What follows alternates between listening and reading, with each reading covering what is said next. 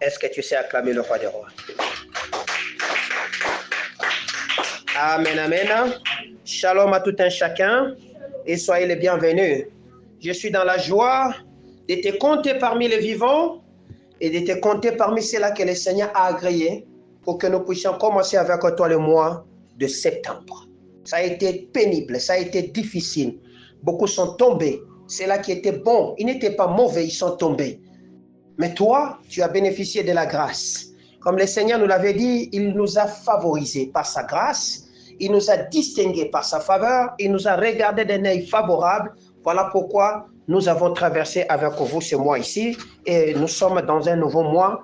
Et ce mois se nomme septembre ou 9e mois dans le calendrier humain. Alléluia. Et pour cela, je vous dis, soyez bénis et bon mois de septembre. Que mon Dieu vous bénisse. Ce mois porte un thème très bien que nous allons découvrir ensemble avec vous. Et ce thème va nous conduire durant les 4 semaines que nous allons avoir au courant de ce mois. Alléluia. Ou les 5 dimanches que nous aurons au courant de ce mois. Nous allons décortiquer cette matière que le Seigneur nous a dit et nous allons obéir à sa parole. Qu'est-ce que le Seigneur nous a dit? Le Seigneur nous a dit, passons à l'autre bord. Alléluia. Nous allons les lire Nous allons lire 2 passages qui seront des thèmes et qui seront des passages qui vont nous conduire au courant de tous ces mois. Il s'agit de Ésaïe chapitre 57, verset 1er et de Marc chapitre 4, le verset 35 au verset 41. Je vais les lire dans la version Louis II 1910 au nom de Jésus-Christ. Est-ce qu'on est ensemble? Que mon Dieu te bénisse. Ésaïe chapitre 57, le verset 1er. Voici ce que la parole du Seigneur me dit. Les justes périssent et nul ne prend garde. Les gens de bien sont enlevés et nul ne fait attention que c'est par suite de la malice que le juste est enlevé. Alléluia. Marc chapitre 4, le verset 35 au verset 41. Alléluia. Voici ce que la parole du Seigneur me dit. Je me sens béni d'être parmi vous. Marc chapitre 4, verset 35 au verset 41, j'ai lu au nom de Jésus. Ce même jour, sur le soir, Jésus leur dit, passons à l'autre bord. Après avoir renvoyé la foule, ils l'amenèrent dans la barque où il se trouvait. Il y avait aussi d'autres barques avec lui. Il s'éleva un grand tourbillon et le flot s'est jeté dans la barque au point qu'elle se remplissait déjà. Et lui, il dormait à la poupe sur le coussin. Il le réveilla et lui dit, « Maître, ne t'inquiètes-tu pas de ce que nous périssons ?» S'étant réveillé, il menaçant le vent, il dit à la mer, « Silence, tais-toi !» Et le vent cessa. Il y eut un grand calme. Puis il leur dit, « Pourquoi avez-vous ainsi peur? Comment n'avez-vous point de foi ?» Ils furent saisis d'une grande frayeur. Ils se dirent les uns aux autres, « Quel est donc celui-ci à qui obéissent même le vent et la mer ?» Que mon Dieu te bénisse. Amen. Que mon Dieu te bénisse. Bien-aimés, nous sommes dans une situation telle que, aujourd'hui, le peuple de Dieu est en train de traverser des moments de souffrance. Alléluia. Que ce soit les païens, que ce soit les chrétiens spécialement, ils sont entourés d'une situation de souffrance. Alléluia. Ils traversent des moments extrêmement pénibles. Et des fois, des sentiments contraires semblent se réveiller en eux.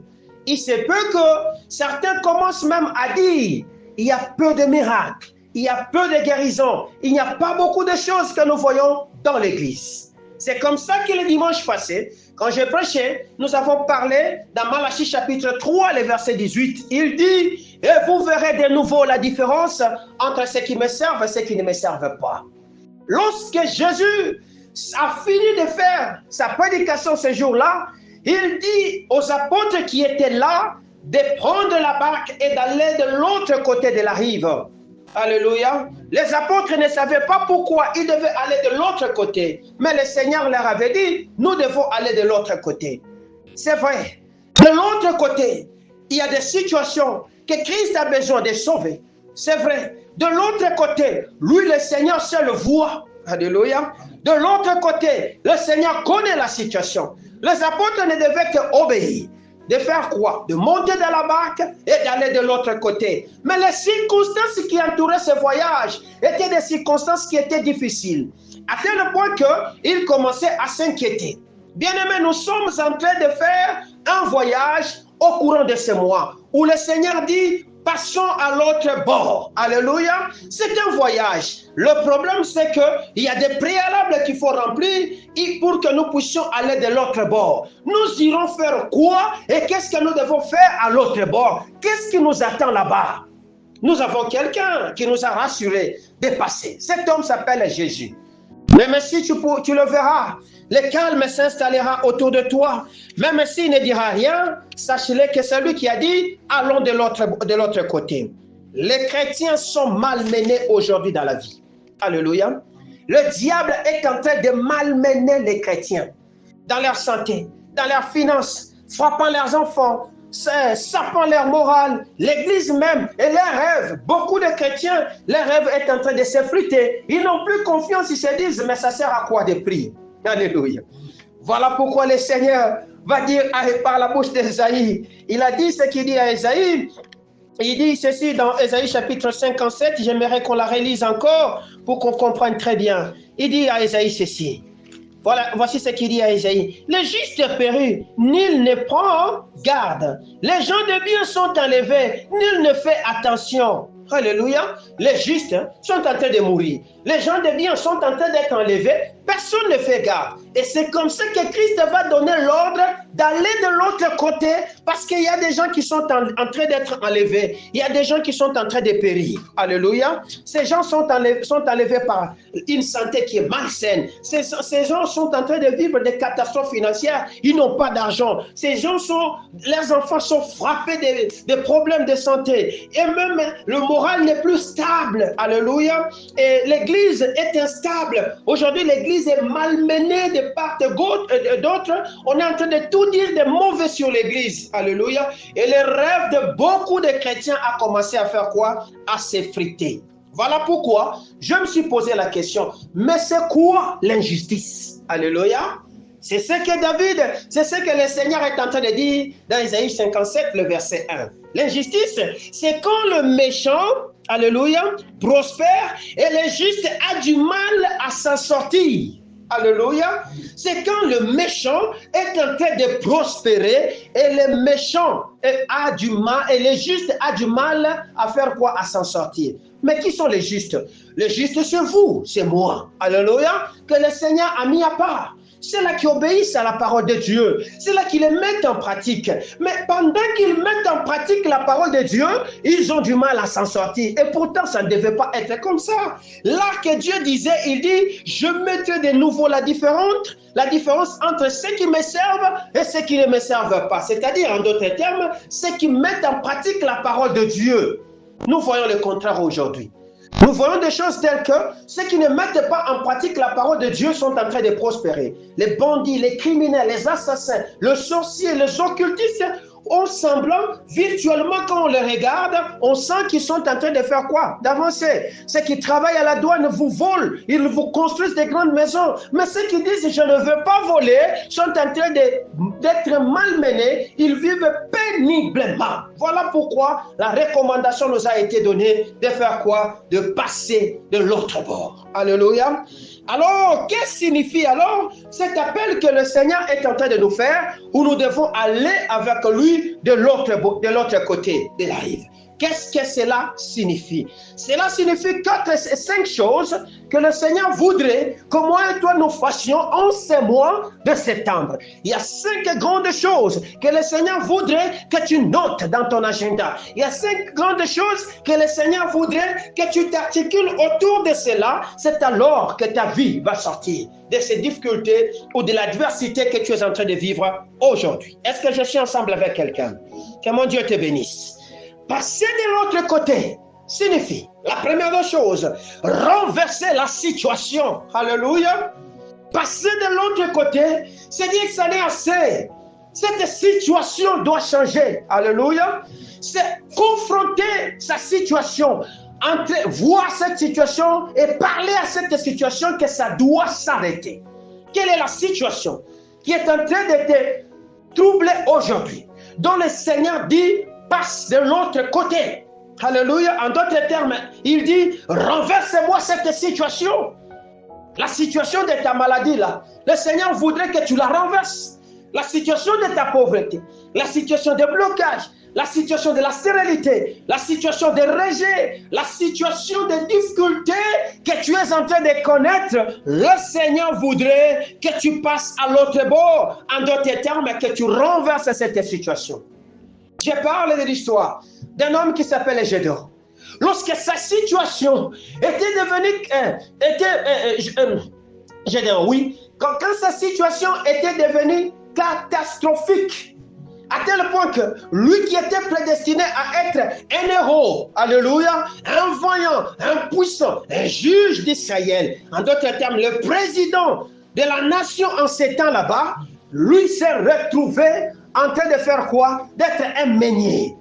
Il était en train de moudre le blé de son père. Et il vivait au fin fond du village. Alléluia. C'est alors que le Seigneur va lui faire l'apparition pour lui dire, maintenant, lève-toi, car c'est toi que j'ai choisi. C'est toi l'héros que j'ai choisi et qui mettra ses peuples au repos. C'est toi.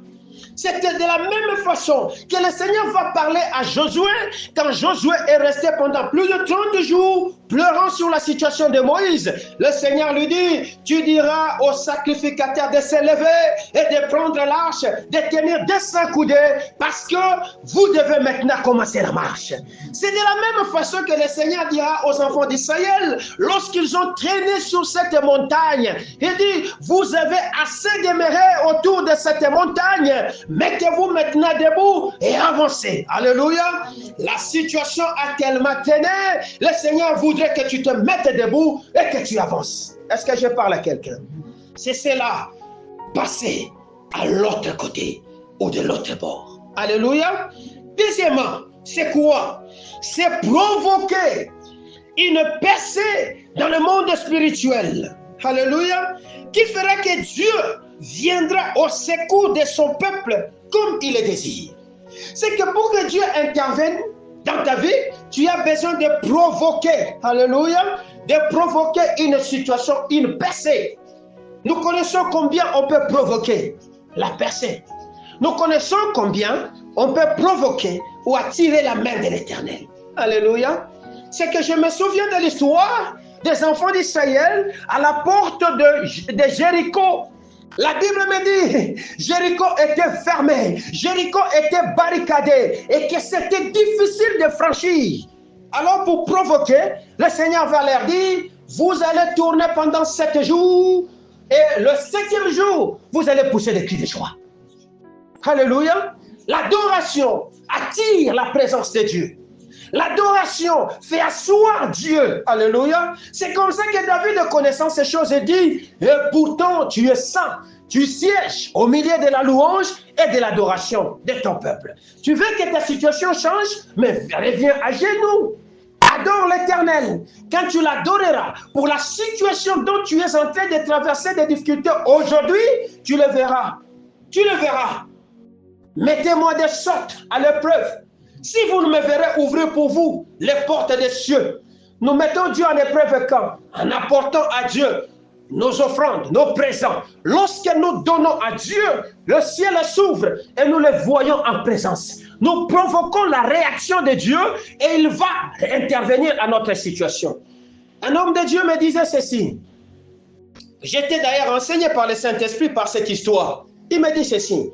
Vous savez, beaucoup d'enfants aujourd'hui de Dieu, quand on leur dit, j'ai reçu une révélation ou j'ai fait un songe prémonitoire sur toi en disant que je voyais la mort venir vers toi. La meilleure manière de chasser la mort, ce n'est pas seulement de se lever, de dire je brise, je chasse, c'est de préparer une très bonne offrande, de le mettre sur l'autel et alors lorsque le Seigneur intervient et toi tu commences maintenant à envoyer le feu, cette mort-là, quelle que soit la force qu'elle venait, elle partira. Amen.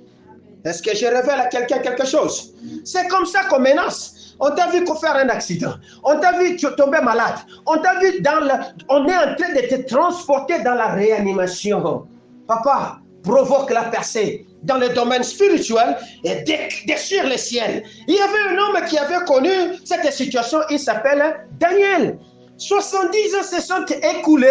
Il a vu que la situation ne changeait pas. Alléluia. Il va dire, je vais entrer en prière. La prière est aussi un des moyens que nous utilisons pour provoquer ce qu'on appelle les déchirements du ciel afin que Dieu intervienne. 21 jours de jeûne, 21 jours de fasting, comme les Anglais disent. Pendant qu'il était en train d'adorer, le Seigneur est entré en action. Et quand Dieu est entré en action, il a vu que la situation ne change pas et que le bruit monte encore, il provoque encore, il envoie ses généraux, il envoie ses anges pour que la réponse intervienne. C'est que les jeunes nous attirent la faveur de Dieu.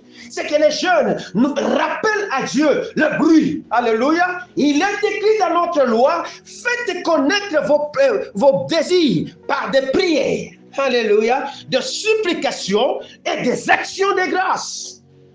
Est-ce que tu as fait connaître à Dieu que tu étais malade? Est-ce que tu as fait connaître à Dieu que tu avais besoin d'une bourse? Est-ce que tu as fait connaître à Dieu que tu avais besoin d'un voyage? Est-ce que tu as fait connaître à Dieu que tu as besoin d'être distingué par la faveur afin que tu deviennes la lauréate de ce pays? Est-ce que tu as fait connaître à Dieu que tu as besoin de construire une entreprise que tu laisseras en héritage à tes enfants? Est-ce que tu l'as rappelé? Lui qui dit, éveille ma mémoire. Est-ce que je parle à quelqu'un? Que mon Dieu vous bénisse. Amen. La troisième des choses, c'est de surmonter et vaincre ce que nous appelons l'adversité ou les difficultés qui contredisent le témoignage de Dieu. Alléluia. C'est surmonter et vaincre l'adversité. C'est-à-dire les situations difficiles qui viennent contrer le témoignage de notre Seigneur. Dieu attend de toi que tu témoignes. Dieu attend de toi que tu chantes ses faveurs, qu'il est intervenu dans ta vie. Mais il y a des situations qui s'entravent autour de toi, qui s'érigent comme des murs et qui t'empêchent d'avancer. Voilà pourquoi tu as besoin de faire l'action que nous appelons « passons à l'autre bord ». Alléluia. Parce qu'il y avait à l'autre bord une situation qui empêchait à ce que l'évangile puisse pénétrer. Alléluia. Il y avait à l'autre bord une situation qui créait une nébuleuse sur la communauté ou l'étendue où Jésus-Christ était en train d'exercer. C'est comme ça que les apôtres voyaient seulement que Jésus faisait des miracles. Mais il n'y en avait pas tellement trop. Il n'y en avait pas tellement beaucoup. Jésus a compris qu'il y a une force contraire qui est en train de me résister ici. Je dois leur enseigner. Je dois leur faire voir qu'il y a de l'autre côté des situations que ça doit changer. Vous comprenez? C'est alors, ayant fini de prêcher, il leur dit, allons de l'autre bord. Est-ce que je parle à quelqu'un? Que mon Dieu te bénisse. C'est que Jésus devait surmonter et vaincre l'adversité à son ministère d'évangélisation. Est-ce que je parle à quelqu'un? Jésus devait aller de l'autre côté afin de sauver une âme qui était en danger. Jésus devait aller récupérer ce qui lui appartenait. Est-ce que je parle à quelqu'un? 4. Allons de l'autre côté. Ou passons à l'autre bord, veut dire briser le pouvoir de la malédiction pour le remplacer par le pouvoir de la bénédiction. Alléluia. Parce que tu as choisi la vie, tu n'as pas choisi la mort. Tu as choisi les biens, tu n'as pas choisi le mal. Mais pourquoi tant de mal? Mais pourquoi tant de souffrances? Tu as besoin d'aller de l'autre côté. Est-ce que je parle à quelqu'un? Parce que lorsque le pouvoir de la malédiction prendra le dessus, c'est alors qu'apparaîtra la destruction. C'est alors qu'apparaîtra les maladies. C'est alors qu'apparaîtra les disputes, les querelles, les zizanies et la multiplication de problèmes qu'on appelle les péchés. Et tu ne vivras pas la main de Dieu. Est-ce que je parle à quelqu'un? C'est briser le pouvoir de la destruction pour le remplacer par le pouvoir de la construction. C'est briser le pouvoir de la maladie pour le remplacer par le pouvoir de la guérison. C'est ça le travail que nous appelons « passons à l'autre bord ». Est-ce que je parle à quelqu'un? Et finalement, en cinquième point, ce que Dieu voudrait que nous puissions faire en ce mois de septembre, c'est quoi? C'est aider ceux qui souffrent. Alléluia. Parce que Jésus avait vu que de l'autre côté, il y avait un homme qui était fils de David, qui était enfant de Dieu qui souffrait. Parce qu'on l'avait lié, parce qu'il vivait dans des sépulcres. Et cet homme, on lui avait même donné le nom de fou de Gadara. Le pays s'appelait Gadara. Alléluia. L'entité où il vivait s'appelait Gadara. Et c'est là, on n'a même pas appelé son nom si c'était Piston, si c'était qui. On n'a pas voulu le connaître par ses noms. On le connaissait par sa folie. On le connaissait par sa folie. C'est que c'était une folie identique, une folie spécifique qui la rendait spécifique à tel point que toute la communauté savait que dans cette cité-là, il y avait un fou spécial. Il était spécial pourquoi? Parce qu'il habitait les sépulcres. Il était spécial pourquoi? Parce qu'on a pris tout le temps de l'enchaîner, on n'a pas pu. Il était spécial parce qu'il s'est coupé avec des pierres, mais il ne mourait pas. Alléluia. Il était spécial parce qu'il avait choisi comme maison les cimetières. Est-ce que je parle à quelqu'un? Or, cet homme qui souffre comme ça, cet homme dont le diable mal mêlé, cet homme dont le diable était en train de meurtrir, c'était un fils de David. C'est comme ça. Parce que Jésus a été venu pour sauver. Il était venu afin que ses brebis, et il a vu, il devait aller en assaut des âmes, de cette âme spéciale qui était en danger. C'est ainsi qu'il est venu en assaut de ton âme qui est en danger aujourd'hui. C'est ainsi qu'il veut te sauver parce que toi aussi tu habites les sépulcres. C'est ainsi qu'il veut te sauver parce que toi aussi tu as tes pierres que tu es en train de te couper avec. Alléluia. Il veut que tu laisses ça parce que lui a accepté d'être meurtri afin que toi tu ne puisses pas te meurtrir. Alléluia. Il est venu pour que toi tu puisses connaître une délivrance totale et complète. Amen. Voilà pourquoi il est allé aider cet homme qui était en train de souffrir. Oui, il nous appelle à monter dans sa barque. Parce que toi qui as été déjà sauvé, le travail que tu feras en ce mois de septembre, c'est d'aller sauver aussi les autres. Ceux qui sont malades, de prier pour ceux qui sont malades, d'intervenir dans la situation de ceux-là qui n'ont pas et de leur donner quelque chose. Est-ce que je parle à quelqu'un?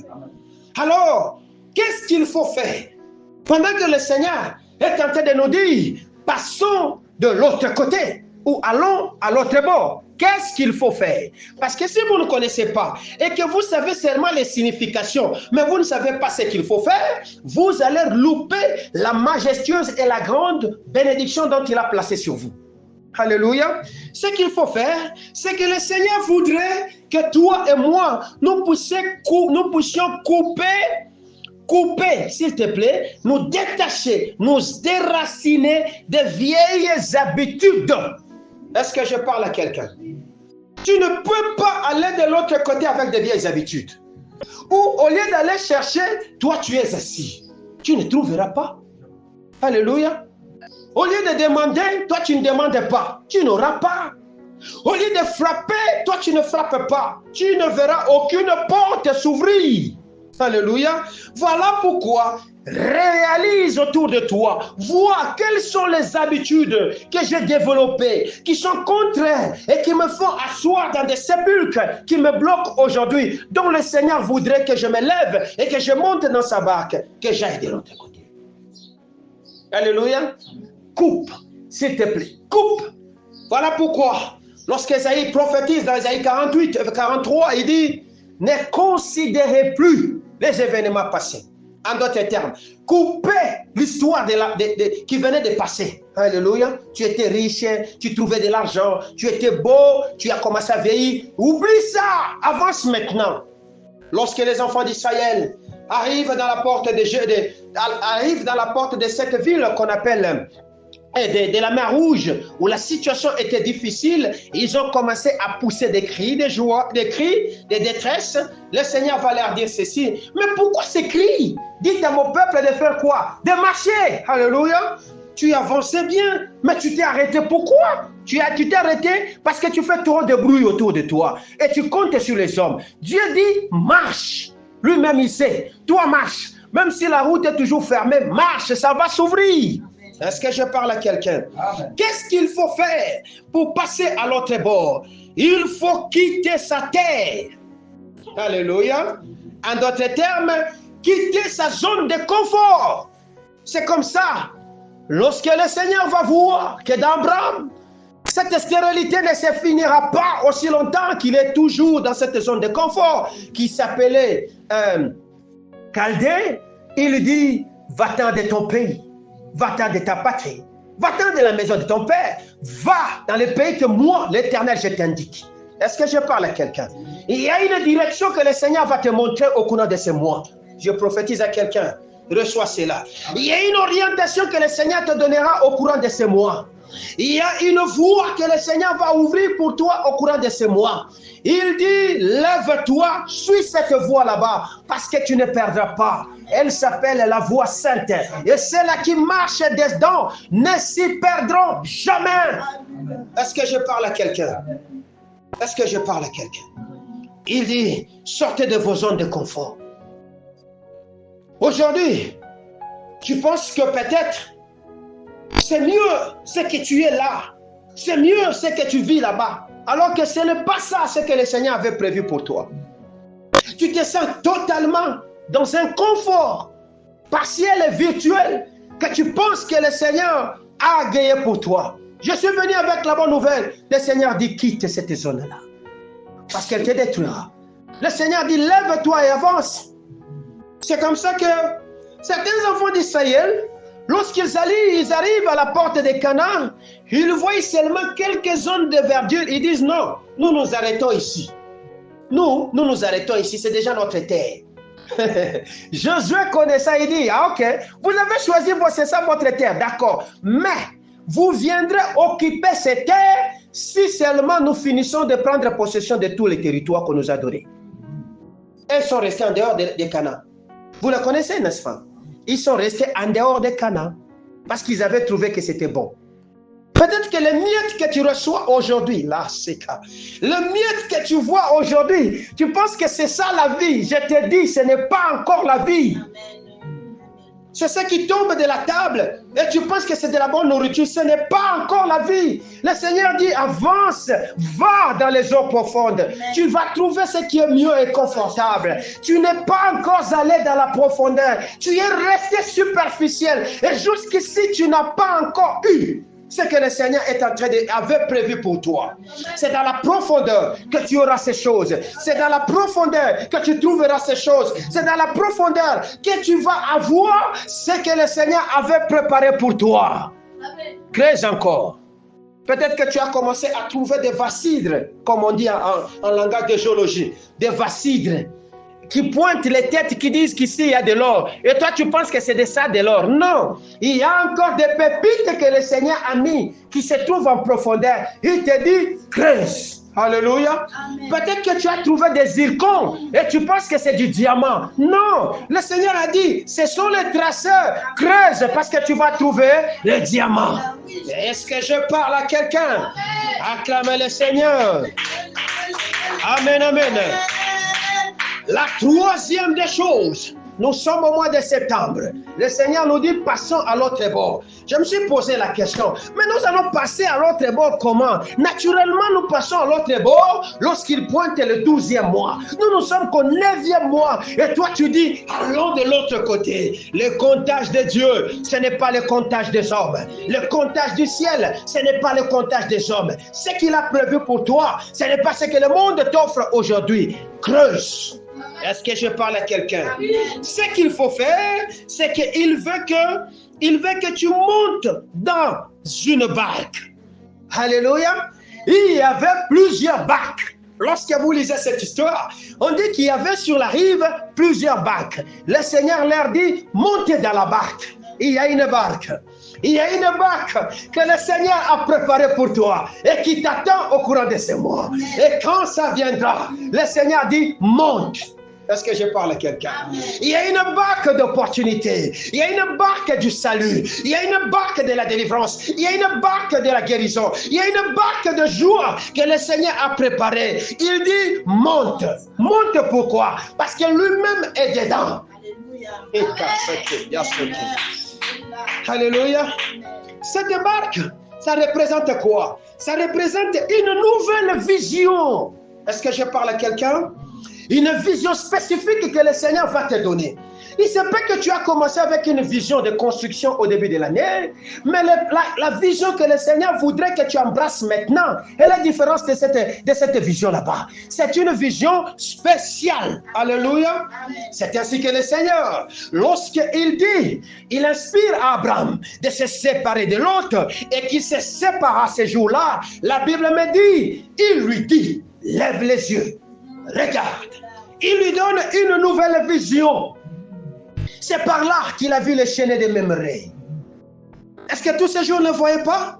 Lorsqu'il s'est séparé, le Seigneur lui dit, regarde, à chaque saison, à chaque période, à chaque moment spécifique de notre existence, il y a des visions spécifiques que le Seigneur donnera.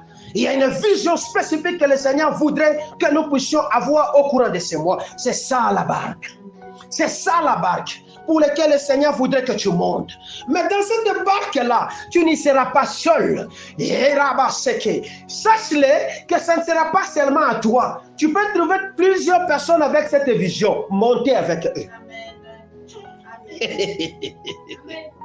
C'est aussi un nouveau projet. C'est aussi, le Seigneur voudrait que tu acceptes le changement de climat et de temps. Alléluia. Il n'y a pas de délivrance quand il n'y a pas acceptation de changement de saison.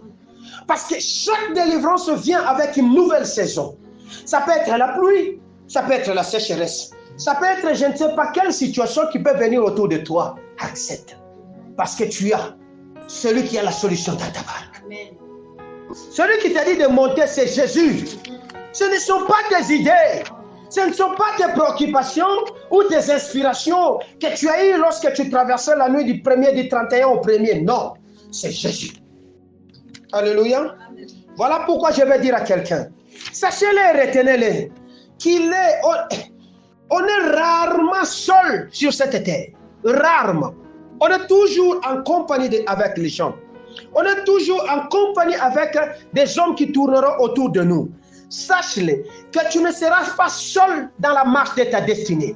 Il y aura toujours des gens qui seront à côté de toi et des gens que le Seigneur a préparés pour te faire avancer. Gédéon avait besoin de ces gens. C'est comme ça que le Seigneur lui a dit, tu sonneras la trompette. C'était des gens que le Seigneur avait préparés qui devaient le faire avancer pour qu'il atteigne le trône que le Seigneur avait préparé pour lui. Appelle-les, qu'ils montent avec toi dans la barque. Parce qu'il y a des mariniers qui sont parmi eux. Il y a de ceux-là qui vont t'aider à prendre de l'eau et à jeter dehors. Il y a de ceux-là qui vont maintenir la barque en équilibre. Parce que quand Dieu dit allons de l'autre côté, cela ne va pas t'épargner les tempêtes de la vie. Alléluia. Cela ne va pas t'épargner les difficultés. Les combats, ça sera là. Mais l'équilibre doit être dans un bateau. Très souvent, le bateau chavire lorsqu'il n'y a pas beaucoup de contenu à l'intérieur. On n'a pas bien équilibré le poids. Même un avion pour décoller, on doit très bien équilibrer le poids. Entre les carlingues, le fuselage et la partie de queue, il faudra que le poids soit équilibré. Si ce n'est pas équilibré, cet avion risque de faire crash. Est-ce que je parle bien? Tu as besoin de l'équilibre dans tes relations avec les hommes qui vont t'accompagner dans ta destinée. Car la destinée, notre destinée est liée à d'autres destinées. Alléluia. Notre ministère est lié à d'autres ministères. Notre vocation est liée à d'autres vocations. Notre vision est liée à d'autres visions. Voilà pourquoi 12 étaient montés à l'intérieur pour aller sauver un seul. Alléluia. Je veux dire ceci pour finir. Retenez-le. Que être dans le plan de Dieu ne t'empêchera pas de vivre la tempête. Cela ne calmera même pas la levée des tempêtes. Mais cette tempête va s'élever parce que tu es dans le plan de Dieu. Lorsque tu verras la tempête s'élever, sache que le plan de Dieu est là. Et je suis en train de vivre dans le plan de Dieu. Alléluia. Pourquoi? Parce que le diable n'envoie la tempête que pour effrayer, paralyser, rendre incrédule ou voiler la personne afin qu'il ne fasse pas le voyage. Alléluia. Donc, ces situations, si tu te contentes à regarder à l'intérieur et à te basculer dans le vent de cette tempête, tu n'atteindras pas la rive. Alléluia. Mais vois que Jésus est avec toi. C'est comme ça que lorsque Jésus va s'élever, il menaça la tempête. Alléluia. Il menaça l'eau. Et le tout s'est calmé. Il se tourna derrière. Il dit, mais pourquoi n'avez-vous pas la foi? La foi menace la tempête. La foi calme les vents contraires. La foi te fait avancer. Tu as besoin de la foi. Tu as besoin de la foi. Parce que lorsque la tempête viendra, et quand bien même tu peux voir que ta situation dégringole, mais parce que tu connais, et que tu sais qui t'a appelé, et que ce que tu as entendu est venu de Dieu, papa, que ça puisse basculer, chavirer au point de faire naufrage. Toi, tu ne mourras pas. Amen. Toi, tu ne mourras pas. Jonas n'était pas mort. Même s'il a souhaité qu'on le jette dans l'eau. Il n'était plus dans les bateaux. Mais il n'était pas mort. Alléluia. Il avait les inscrits de Dieu en lui. Celui qui porte la parole de Dieu en lui, c'est déjà un grand bouclier. Quel que soit le milieu que vous pouvez le planter, abondance, désert, maladie, souffrance, blocage, difficulté, disette, il vivra, il ne mourra pas. Est-ce que je parle à quelqu'un? Il ne mourra pas. Voilà pourquoi le Seigneur nous a dit, passons à l'autre bord. Est-ce que je me suis fait comprendre? Amen. Passons à l'autre bord. Regarde quelles sont les situations qui sont en train de te faire obstruction, afin que tu ne jouisses pas de la totale liberté. Regarde quelles sont les difficultés financières que tu développes aujourd'hui. Regarde combien ta maison est frappée. Regarde combien ton moral est vraiment entamé.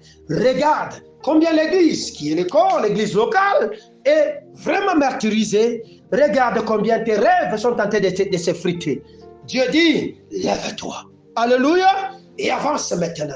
Dieu dit, quitte ton confort et avance maintenant. Le confort de ton lit, sur lequel tu as pris l'habitude de dormir confortablement. C'est moi, nous n'allons pas beaucoup dormir, mais nous serons beaucoup plus à genoux, nous serons beaucoup plus sur le terrain. Est-ce que je parle à quelqu'un? C'est moi. Autant que les vacances sont terminées, autant le repos est fini. Il faut se lever et maintenant travailler. Lorsque Néhémie voit que Jérusalem est en ruine, ils étaient en captivité. Il va voir le roi. Il dit au roi, si tu peux permettre que j'aille reconstruire ma ville, voici le temple est en ruine. Alléluia. Le roi va l'ordonner. Et cet homme de Néhémie va connaître ce qu'on appelle des tempêtes, des Sambala, des Tobija et des Ammonites. Et qui étaient là pour se moquer de lui. Et qui étaient là pour jeter des cailloux. Qui étaient là pour les contrer à abandonner. Mais il n'a pas abandonné jusqu'à ce que le temple, la muraille, a été reconstruite. Tu seras restauré au nom de Jésus. Amen. Tu vivras au nom de Jésus. Amen. Tu seras guéri et tu vas retrouver tout ce que tu as perdu. Amen. Si tu acceptes de te cramponner dans celui qu'on appelle la parole, qui est le Christ. Est-ce que je parle à quelqu'un? Voilà pourquoi j'ai dit que nous n'allons pas beaucoup dormir, parce que nous sommes appelés à renverser des situations qui sont devenues comme des gangrènes, des rouilles, et qui ne veulent pas partir. Et pourtant la Bible me dit, la rouille ne partira que par le feu. Or le feu, pour l'allumer, il faut l'effort. Alléluia. Voilà pourquoi tu as besoin de te mettre debout. Alléluia. Tu as besoin de voir le ciel s'ouvrir, afin que la pluie du printemps arrive. Elle n'arrivera que lorsque tu sauras provoquer la pluie. Élie, au mont Carmel, a compris qu'il fallait provoquer la pluie. Il dit, mettez, construisez l'autel, jetez. Il a fait tout ce qu'il y avait à faire, puis il s'est mis à genoux. Il y a des recommandations, il y a des lignes directrices, il y a des choses que le Seigneur va te donner. Bien-aimé, tu veux voir Dieu, obéis. Fais-les et tu verras ce que le Seigneur verra. Alléluia. Il y a des choses que le Seigneur voudrait que tu puisses surmonter. Comme l'aigle, quand il voit la tempête venir, il la perce, il va plus haut. C'est ainsi que tu pourras vaincre. Cela veut dire qu'il y a de l'adversité qui peut venir dans la vie de certaines personnes. Le Seigneur dit, monte. C'est juste le diable qui voudrait empêcher que vous ne puissiez pas témoigner la faveur de Dieu. Alléluia. Il y a des choses que le Seigneur voudrait que vous puissiez briser. Il dit, je ferai de toi un traîneau aigu pour abattre, pour détruire et pour arracher. Alléluia. C'est que quand il dit, allons de l'autre côté, tu es un traîneau aigu. Parce que Jésus est venu pour apaiser la tempête. Jésus est dans ta barque pour apaiser la tempête. Quand tu liras dans la Bible, dans la section que nous avons lue, tu verras, on a écrit là-bas, la tempête apaisée. Ah, je prophétise à quelqu'un. La tempête de souffrance, la tempête de la peur, la tempête de difficultés, la tempête de blocage, la tempête de stérilité, la tempête du rejet est apaisée au nom de Jésus-Christ. Alléluia. Amen. Parce que nous avons dans notre barque qui? Jésus. Est-ce que je parle bien? Acclamons Jésus. Et en dernier lieu, le Seigneur voudrait que nous puissions aider ceux qui souffrent. Donc, lorsqu'on t'apprendra que quelqu'un est malade, mets-toi à genoux, prie. Lorsqu'on t'apprendra que quelqu'un a besoin du travail et que toi tu en as et que tu peux lui offrir une opportunité de travail, donne-lui. C'est ainsi que tu le sortiras de ces milieux de fous et de ces milieux de sépulcres afin de les permettre de vivre dans la ville. Nous avons 5 semaines et 5 dimanches. Je vais m'atteler dans la profondeur pour vous enseigner ces mystères et nous allons faire une très bonne avancée dans ces mois que le Seigneur nous a offerts. Nous sommes bénis parce que nous avons été sélectionnés parmi ceux-là qui sont dans la barque. Toi, tu es déjà dans la barque. Avançons maintenant. Enlève la peur, enlève le doute. Crois que Jésus est avec toi. Ne te laisse pas paralyser par la situation que tu es en train de vivre. Ne perds pas la foi. Alléluia. Que le diable ne te voile pas la face, mais que tu sois capable de voir. Tu vas aller de l'avant. Que mon Dieu te bénisse. Est-ce que tu sais acclamer Jésus?